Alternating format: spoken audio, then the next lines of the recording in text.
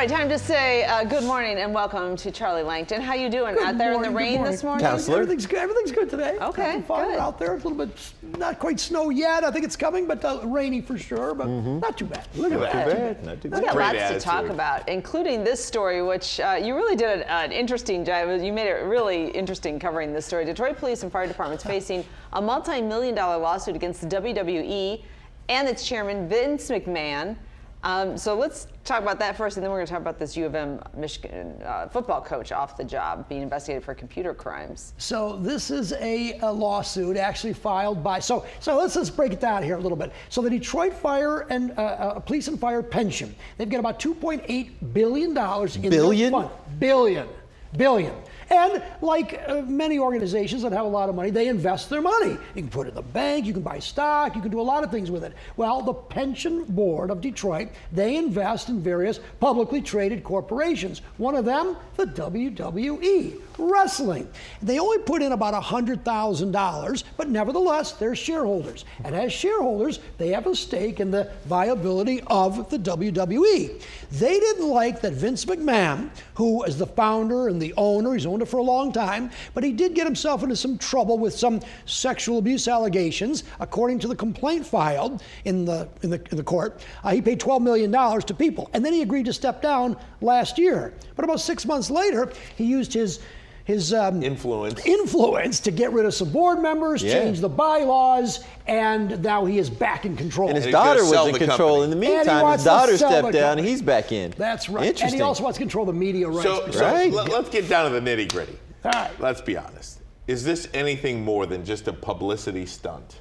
By By no, they don't like Vince McMahon. They think it's they think that he is in charge of a company he should not be in charge of. Yeah, And but can you sue somebody for that? What's the legally? shareholder? Yes. What's the legal precedence here? You don't like the guy? Let's sue the place. A shareholder. So there's a when your company goes public, you have what they call fiduciary duty to your shareholders to do what's in the best interest of your shareholders. And the allegation is that Vince McMahon should not be in charge. He's manipulating for himself only, not the shareholders. Now, he owns 81% of the company anyway, but nevertheless, it's a publicly traded corporation, and there are laws. It's incorporated in Delaware, which many corporations are incorporated in Delaware, and they handle a lot of these stockholder cases, which is what this is, a stockholder case. I mean, if they only have 100,000 in stock, though, what's he going to do? Just give them their money? How much Class action power lawsuit. do they have? How much stake do they have in the WWE? They could have one share. And actually, some people Oh, it file doesn't one matter. share. Really? It doesn't matter? You could file, if you don't like, I think General Motors is incorporated in Delaware, I think. You could buy one share of General Motors. That'll give you standing. who's at the catalyst of this? Is it you had Coleman Young in your Coleman Young. story. So there's a board of the Detroit Pension, and the mayor is a member, and there's a representative from City Council, which was Coleman Young. And Coleman Young was saying he's a big WWE fan too. That's why I think there's a little bit of a publicity element to this.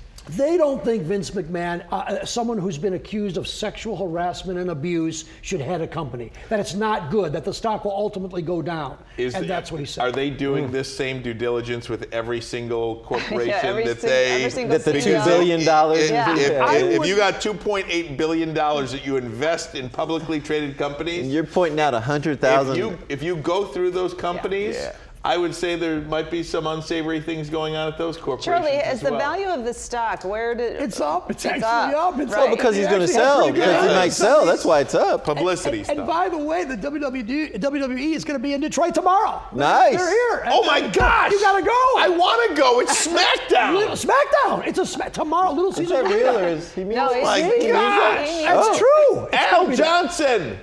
Al, get some tickets. Okay. You and So- Coleman Young can go.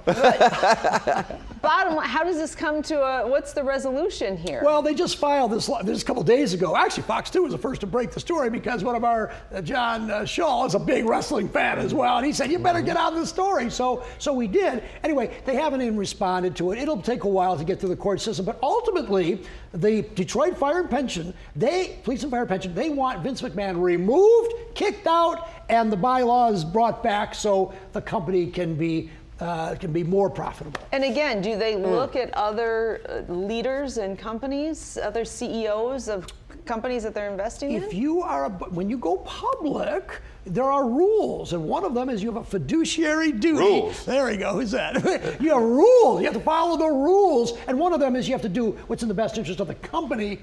Not necessarily. See, everybody's coming in now. Everybody's coming in now, man. Yeah. Can you get Ryan Armani's got to have tickets to SmackDown tomorrow? That's what he wants.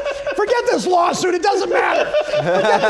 Forget this lawsuit. We don't need this. It doesn't matter. It doesn't matter. Yeah, boom, SmackDown. SmackDown. Ah, let's go.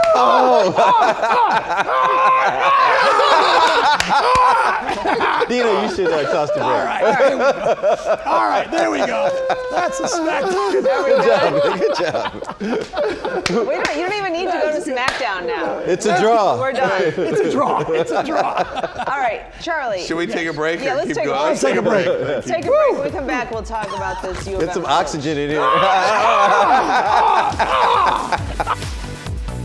All right, want to touch on a couple of things, but first, Charlie, University of Michigan offensive coordinator, co-offensive coordinator, suspended with pay off the job, Matt Weiss, because of alleged computer crimes. What do we know about this? Well, so right now we know that the University of Michigan police investigating Coach Matt Weiss. There he is right there. Apparently, this is because of a computer crime that occurred at Schembechler Hall between December 21st and 23rd. Now, as far as we know, I was there yesterday, only the not Ann Arbor police, just the U of M police. They have their own police force. This has not been turned over to the FBI, has not been turned over to the Sheriff's Department, which tells me that this alleged computer crime is something within the school, within the university. It's not a sex crime. I don't believe, could be, but I don't believe it. What is a computer crime? What does that mean? A computer crime could mean a lot of people use it for human trafficking or getting But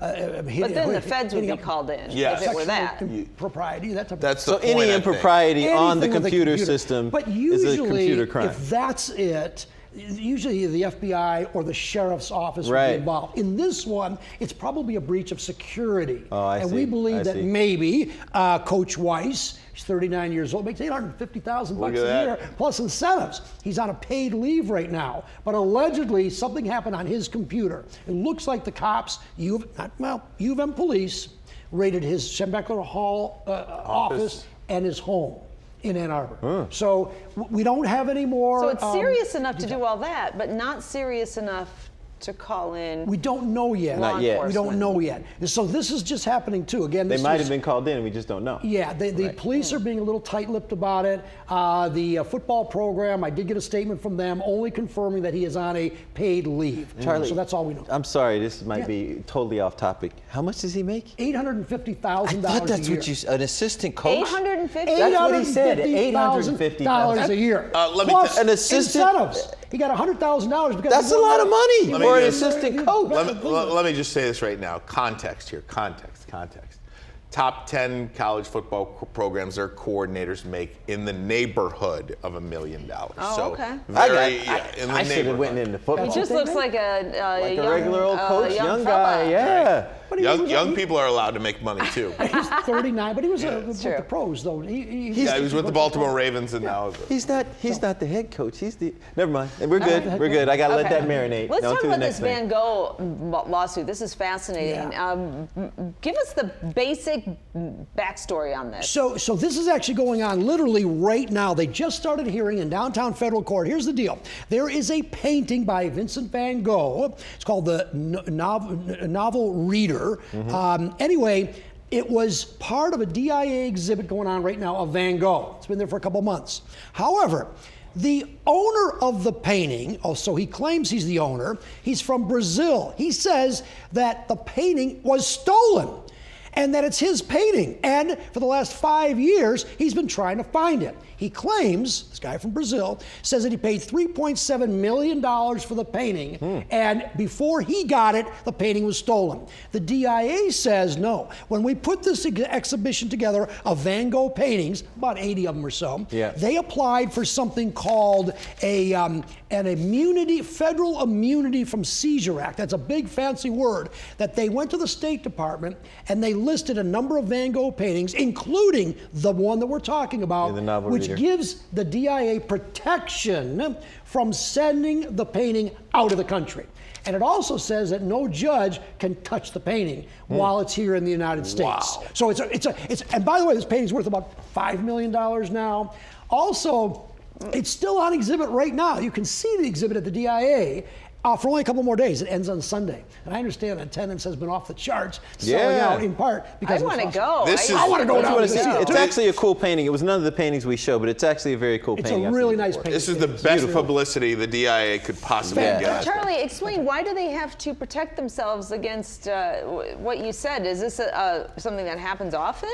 Well, in 1965, Congress decided that we want to preserve cultural aspects and we want all of our museums to be able to acquire paintings from around the world. And when the painting is in the United States, no judge can touch it. They can't send it back. They're immune from any kind of seizure. And so this guy from Brazil says, "Hey, Yeah. it's my painting." But there's a dispute, I think, as to who owns the painting, and certainly a dispute as to who controls the painting. So we're not done with this lawsuit. But like I say, there's a hearing going on right now in district court. So we'll have more at the 5 and 6 o'clock. And a lot of paintings are taken during wartime. And Right, during right. war times, they're taken and not given back to the right owner, and it goes through different hands. So if we have it, we get to So keep then- it while we're using it. Then Right. after it, they can litigate. Got That's it. all That's That's all the the law says. Holocaust actually right. Yeah. right. did a This lot is of these bigger- things, and there are a lot of paintings them. being traced Right. from the Holocaust days Right. to the United Movie. States. I don't remember the name of it either. but Yes, it was a I good know. one. There's a movie. It was a good one. Yeah, that was really a good good movie yeah. about Really, that. it's fascinating. This is a fascinating Oh yeah, case. the Monument Men. Yeah. Oh, Yeah. Is that right? Yeah. Yeah. That's right. Charlie, tonight, what do you got coming up? Let it rip. Well, I'll tell you what, we're going to talk about returning citizens. Justice Bernstein and Justice Bolden, they got into a little dispute about should a law clerk who has been a convicted felon, should that person be a law clerk on the Supreme yeah, Court? We'll yeah. talk about that. And he ended up quitting, right? Yeah. He did. He ended up He did. quitting. Yeah. So we'll talk about returning citizens and what it takes to actually make it in society after you have been convicted of a felony. We've got more too tonight, 10:30.